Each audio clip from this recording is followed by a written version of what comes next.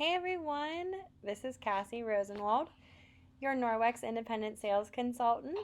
I am showing you the rubber brush in action. So we have what we call the kitty castle at our house, and this is for our cats. So I'm going in with the rubber brush just to get up all of that dander, those baby furs, and there's also some other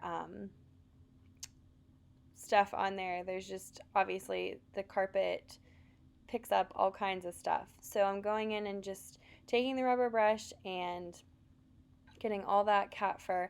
And I can definitely say there were definitely allergens in this too, because as soon as I finished, my nose went crazy and I started sneezing. So this just really shows you the importance of getting up all that dust and dander and removing it from your home. So I went back in with a sweeper afterwards and just cleaned up the rest of it. So I'm finishing up here, and I'll show you guys the handful that I got once I finish. But that's it with the rubber brush. Thanks for watching, guys. Talk to you later.